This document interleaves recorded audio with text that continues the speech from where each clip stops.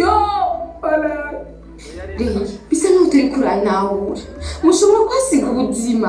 Ireresi yiswe Imva ya Mwihoro yanditswe n'umukinyi w'amareresi azwi ku izina rya Kado Havere afashwe mu mugongo n'ishirahamwe BMT risanzwe rikora amareresi yarerekanywe ku mugaragaro kuri uyu wa 14 Mukakaro umwaka wa 2024. Iyo reresi ikaba hakuru ivuga ku bijanye n'ikibano, ikaba yakinywe n'abakinyi bava mu migwi itandukanye mu mihingo itandukanye y'igihugu. Kado Havere avuga ko yanditse iyo reresi kugira ngo ahanure abazoyikurikirana na cyane cyane bakirinda ingeso yo kwihora.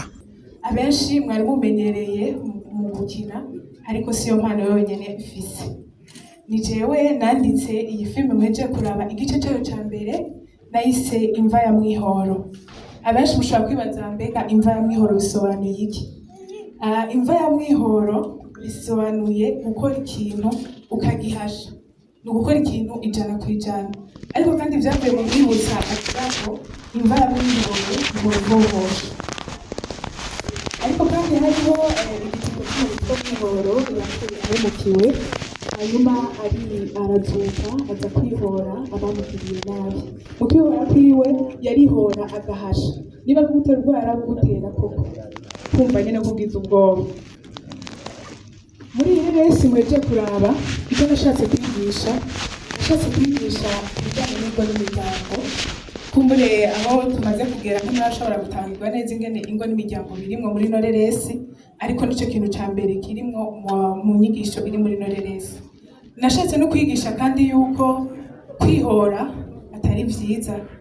Nta nari muzo wo kwihora hamagugira amahoro igihe cyose uzokwa muri mu ntambara. Jewe ireresi ndarifata nk'ivuga butumwa kuko nzi ko hari abantu bashobora kuraba amareresi yacu bagahinduka niba bari bafise zino ngeso bakaziheba. Niyo mpamvu nkora ireresi ndarinezererewe ndabikora ndavyumvamo nk'Imana. Ariko kandi nifuza ko ireresi zoshikana ahantu kure kumbure gatunga umuryango kubera ireresi n'igihugu canje kikagera kure kikagira isura nziza kikagira ishusho nziza biciye mu mareresi kandi ndazereza ko bizoshoboka. Ndashimira BMT vy'imva mutima by'ukuri sifisi ikintu na kimwe nobaha gihwanye n'ivyo bamaze kunkorera mu bijanye no kumfata mu mugongo kubw'Imana yanje.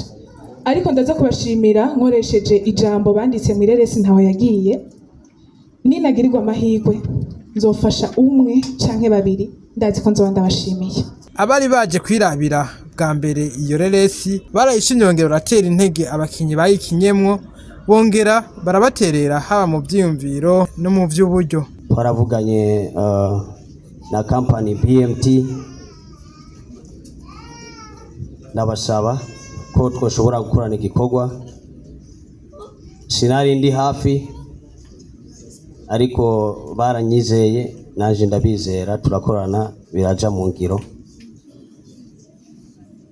Hama ndanezerewe kubona muri ngaha mwaje gufata mu mugongo urwaruka BMT company. Jewe naje ngaha